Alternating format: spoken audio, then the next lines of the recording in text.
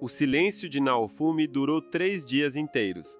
Depois da batalha devastadora contra o Papa da Igreja dos Três Heróis, onde ele usou uma habilidade que quase lhe custou a vida, o herói do escudo desmaiou e só voltou a si na clínica que cuida da família real de Meuomark. Seu corpo estava coberto de curativos, envolto em bandagens que escondiam ferimentos profundos. A recuperação completa levaria um mês inteiro, mesmo com a magia de cura acelerando o processo dos ferimentos físicos. O verdadeiro problema eram as maldições potentes que corroíam seu interior, maldições que nem a magia mais avançada podia remover rapidamente, que só o tempo poderia tratar devagar e dolorosamente. A habilidade que ele usara, o sacrifício de sangue do escudo da fúria, destruíra tanto seu corpo quanto do alvo, consumindo-o por dentro. Pelo menos suas companheiras não foram atingidos pela maldição, provavelmente graças à ajuda da Vitória. Quando finalmente abriu os olhos, encontrou Raftalia, Melt e Filó ao seu lado aliviadas. Mas quem o aguardava de verdade era alguém cuja presença mudaria completamente o curso de sua história naquele reino. A rainha Mirelia Meuomark entrou no quarto com a postura de quem carregava o peso de um reino inteiro, mas também com a gratidão sincera de quem reconhecia um devedor. Ela se apresentou formalmente e Naofumi, ainda desconfiado por tudo que passara, agradeceu pela vida que ela salvara. A rainha, porém, afirmou que não fizera mais do que sua obrigação. Afinal, ele era um dos 4 heróis cardinais, aqueles que defendiam o mundo das ondas de catástrofes. Naofumi não deixou passar a oportunidade de questionar o óbvio. Se ele era tão importante, porque aquele país parecia odiar tanto o herói do escudo, mesmo antes dele ser falsamente incriminado. A rainha, com um suspiro pesado, resolveu contar tudo. Ela estava participando de um fórum internacional para combater as ondas quando os acontecimentos que mudaram a vida de Naofumi se desenrolaram sem sua supervisão. O fórum havia decidido que as principais nações do mundo deveriam invocar um herói cada para lutarem juntos contra as ondas de forma coordenada. Mas Meuomark se antecipou e já havia invocado os 4 heróis cardinais de uma só vez, monopolizando uma força que deveria ser compartilhada. Aquilo enfureceu as outras nações e a rainha passou meses tentando acalmar os ânimos e consertar o erro do marido. Enquanto ela estava ausente, ocupada tentando salvar as relações internacionais do reino, o rei e a primeira princesa agiram por conta própria. A rainha tentara conter as ações precipitadas deles antes de partir, deixando as coisas sob a responsabilidade de um nobre em quem confiava com sua própria vida. Mas aquele homem, o líder de Zeyaete, morreu tragicamente na primeira onda, deixando um vácuo de poder que o rei e Malt souberam explorar perfeitamente. Sem supervisão, eles fizeram exatamente o que bem entenderam, e Naofumi foi a vítima perfeita para seus jogos de poder. A rainha continuou explicando com uma paciência que escondia uma dor profunda. O ódio do rei pelo herói do escudo vinha de muito antes de Naofumi chegar. A Igreja dos Três Heróis havia usado esse ressentimento antigo para manipulá-lo como um peão.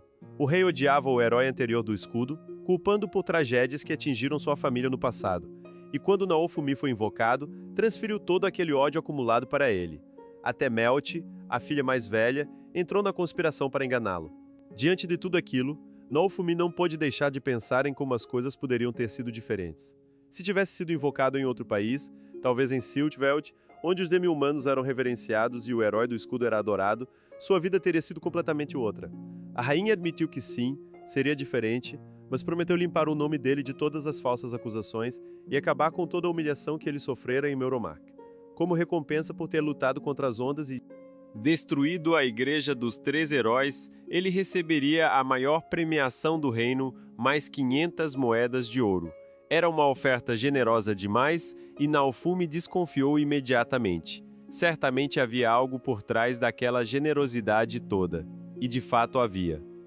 A rainha pediu para falar com ele a sós e quando ficaram sozinhos, ela abriu o jogo. Meuomark não tinha outro caminho para a sobrevivência a não ser confiar nele. Ela queria que ele fosse ao castelo no dia seguinte, onde seu nome seria limpo perante todo o povo. E havia mais. O rei e a princesa Malt seriam julgados por seus crimes na frente de todos.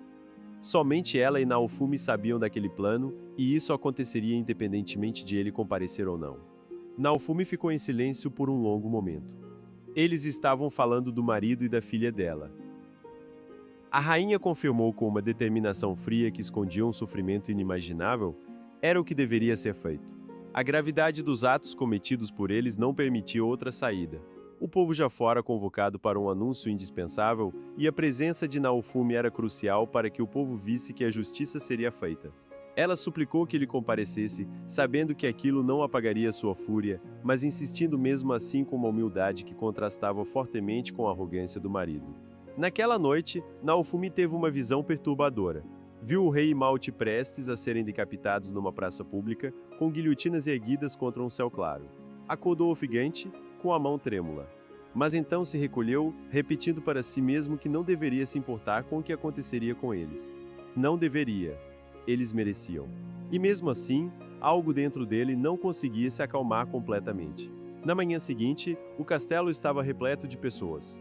O povo se aglomerava do lado de fora, ansioso pelo anúncio que prometia mudar tudo.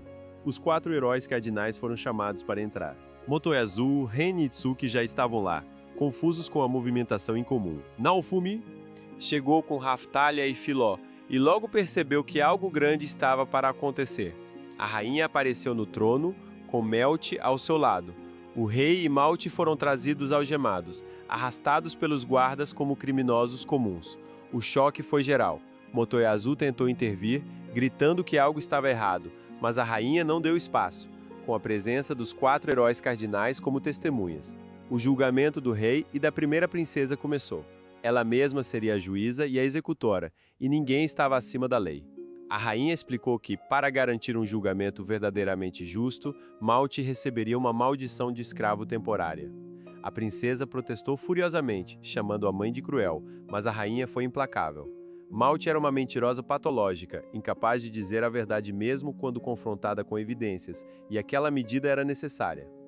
O selo mágico foi ativado na pele de Malte, brilhando com uma luz roxa sinistra, e ela caiu de joelhos, gritando de dor enquanto a marca se gravava em seu corpo. As acusações foram apresentadas uma a uma. O Papa da Igreja dos Três Heróis tentara assassinar todos os heróis cardinais usando uma arma sagrada falsa, e o rei e Malte estavam conspirando abertamente com a Igreja.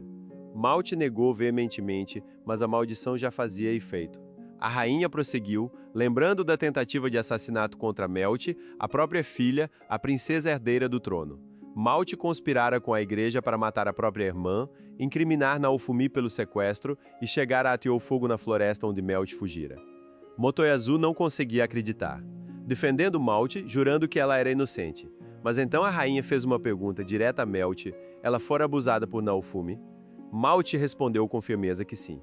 A maldição em Malte brilhou intensamente quando ela tentou mentir novamente, forçando-a a revelar a verdade contra sua vontade. Sim, ela conspirara com a igreja. Sim, tentara matar Melt para herdar o trono. Sim, incriminara Naofumi. Injustamente, o rei tentou justificar suas ações com uma paixão desesperada. Afirmou que fizera tudo pelo povo e pela família, que o herói do escudo era o diabo encarnado. Mas suas palavras soaram vazias diante das evidências esmagadoras. A rainha declarou ambos culpados de alta traição e conspiração, retirou seus títulos e sentenciou-os à morte. A execução seria imediata. O povo, assistindo através de uma projeção mágica que transmitia tudo para as ruas, gritava pedindo justiça. O rei e Malte foram arrastados para as guilhotinas erguidas no pátio do castelo. As lâminas foram erguidas, pesadas e frias, prontas para caírem. Foi nesse momento, no último segundo, quando a lâmina já começava a descer, que Naofumi se levantou e gritou para que parassem. Ele caminhou até a plataforma com uma calma perturbadora, passando entre as guilhotinas, e disse que a morte era uma pena muito leve para eles. A morte era instantânea, um fim rápido demais para quem causara tanta dor. Eles não mereciam algo tão fácil. A rainha, surpresa mas curiosa, ouviu o que ele tinha a dizer. Naofumi fez uma proposta que ninguém poderia recusar, uma punição pior que a morte para 2 pessoas tão orgulhosas. O rei mudaria seu nome para Lixo. Malte mudaria o nome para Biscate. E o nome de aventureira dela seria Vagabunda. Eles viveriam o resto de suas vidas com aqueles nomes, carregando a vergonha pública de seus crimes, e se não aceitassem, poderiam morrer ali mesmo. A rainha aceitou. O rei Altcrey passou a ser chamado de Lixo. A princesa Malte passou a ser Biscate, com o nome de aventureira Vagabunda.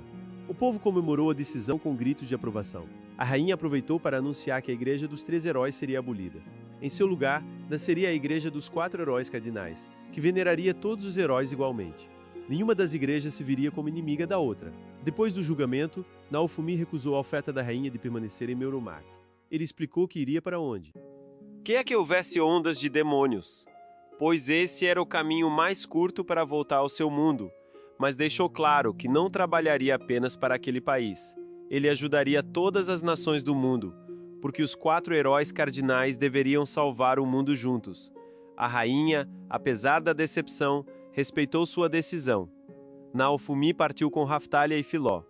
Antes de irem, Melti correu para se despedir, agradecendo com lágrimas por tudo que ele fizera, por tê-la protegido, por ter salvado seu pai e sua irmã mesmo depois de tudo.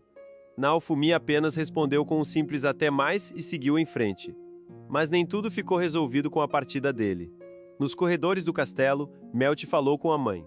Ela não entendia por que Naofumi fora tão insensível, porque não dera espaço para uma despedida mais calorosa. A rainha, porém, revelou algo que poucos sabiam. Se Naofumi não tivessem parado a execução, se a sentença de morte tivesse sido cumprida, ela teria oferecido a própria vida em troca da deles.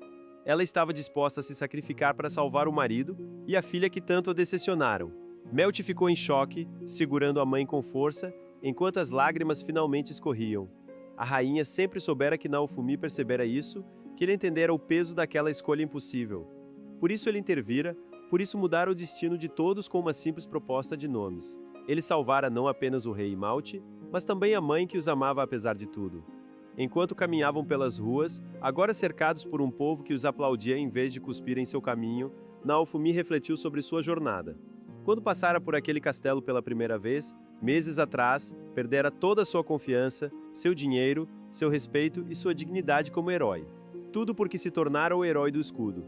Ganhara coisas muito mais importantes que ouro ou status. Ganhou amigos leais, ganhou propósito, ganhou algo pelo que valia a pena lutar.